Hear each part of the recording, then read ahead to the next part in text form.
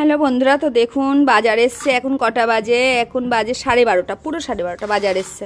তো বাজার থেকে কি কি নিয়ে এসছে দেখি। কালকে আমি মাংস টাংস রান্না করেছি, তারপরে আবার এখন কি তো দেখে নিই কি কি নিয়ে এসছে এখানে।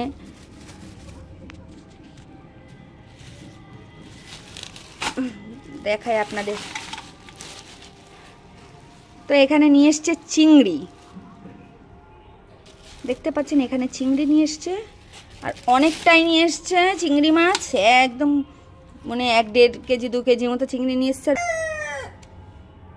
অনেকটা নিয়ে এসছে। আর এখানে দেখি কি মাছ নিয়ে এসছে।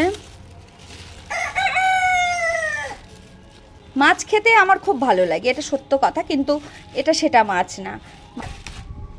এখানে নিয়ে এসছে ইলিশ, এটা ইন্ডিয়ার ইলিশই হবে। আমাদের এই বাজারে এই ইলিশগুলো খুব পাওয়া যায় এবং খেতে কিন্তু ছোট হলে কি হবে, খেতে খুব টেস্টি হয়।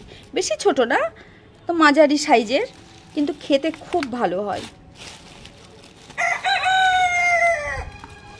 কি হচ্ছে এদিকে? আমাদের মোরগটা আবার ডেকেই যাচ্ছে। তো 4টে নিয়ে এসেছে ইলিশ, 5টা ইলিশ নিয়ে এসেছে। এই দেখুন 5টা নিয়ে এসেছে ইলিশ আর চিংড়ি। কার কার মাছ খেতে ভালো লাগে? তো দেখুন কতটা ইলিশ, 5টা ইলিশ আর এতটা চিংড়ি নিয়ে এসছে। আমাদের বাড়িতে বাজার করার সময় হয় না, যখন বাজার করে তখন অনেক কিছু আসার সময় না হয়, তখন আমাদের আবার আলু ডিম একভাবে চলে।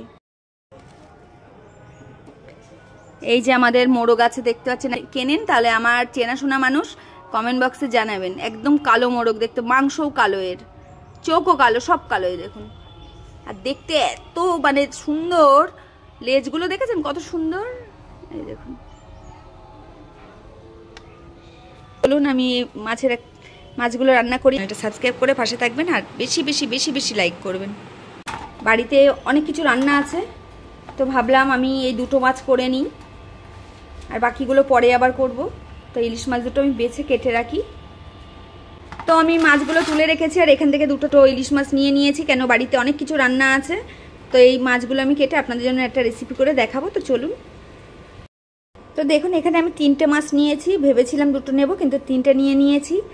তো মাথা লেজগুলো এখানে আলাদা করে রেখেছি। আর এখানে দেখতে পাচ্ছেন, এখানে এই যে 3টে মাথা, আর এখানে দেখতে পাচ্ছেন মাছগুলো। আমি মাছগুলো ধুয়ে পরিষ্কার করে নিই। মাছটা আমি এখানে ধুয়ে নিয়েছি। আর এখানে একটা পেঁয়াজ আর একটা কাঁচা লঙ্কা কেটে দিয়েছি। আমাদের বাড়িতে ঝালটা কম খায়, আবার গুঁড়ো ঝাল দিতে হবে বলে। পেঁয়াজ আর কাঁচা লঙ্কাটা, আর এখানে আমি দিয়ে দেবো মানে 1 চামচ মতো সর্ষে। এটা আমি একটা ভালো পেস্ট বানিয়ে নেব। তো দেখুন আমি এখানে পেস্ট করে নিয়েছি, একটা পেস্ট মানে পেঁয়াজ আর ওগুলো বেটে নিয়েছি। বেটে নেওয়ার পরে আমি মাছের উপরে দিয়ে দেব। তো পেস্টগুলো মাছের উপরে দিয়ে দিয়েছি। এবারে দিয়ে দেবো এখানে স্বাদ মতো লবণ, দিয়ে দেবো একটু জিরে মরিচ এর গুঁড়ো, দিয়ে দেবো একটু লঙ্কার গুঁড়ো, দিয়ে দেবো এবার একটু হলুদের গুঁড়ো, দিয়ে ভালো করে এটা মাখিয়ে নেব। ধনে পাতা থাকলে সেটাও আপনারা দিতে পারেন। আর দিয়ে দেবো অল্প একটু কর্নফ্লাওয়ার, যাতে করে মশলাটা গায়ে জড়িয়ে থাকে। তো খুব সুন্দর করে আমি এটা মাখিয়ে নিয়েছি। তো চলুন আমি এটা ভাজতে দিই। তো আমি একটা চাটুই নিয়ে নিয়েছি, চাটুইয়ের মধ্যে অনেকটা সরষের তেল দিয়ে দিয়েছি, দেখতে পাচ্ছি। তো আমি মাছটা সুন্দর করে মাখিয়ে নিয়েছি, আর এইভাবে মশলা দিয়ে দিয়ে ভিতরে একদম যেন চারিদিকে মশলাটা ভালো করে লেগে যায়, এইভাবে মাছটা আমি মাখিয়ে নিয়েছি। তো তেল গরম হয়ে গেছে, দেখতে পাচ্ছেন। এবারে আমি একটা একটা করে মাছ দিয়ে দেবো এর মধ্যে, আর গ্যাসটা একদম স্লো দেবো। গ্যাস তেলটা যেই গরম হয়ে যাবে গ্যাসটা স্লো করে দেবো। গ্যাস স্লো না করলে মশলা পড়ে যাবে আর ভালো হবে না। তো চলুন আমি একটা একটা করে মাছগুলো এর মধ্যে দিয়ে দিই।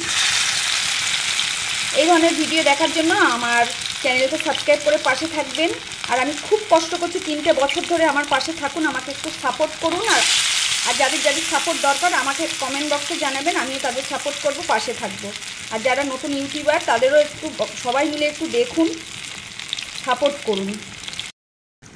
দেখতে পাচ্ছেন মাছগুলো আমি দিয়ে দিয়েছি আর পুরো মশলা মশলা মতো।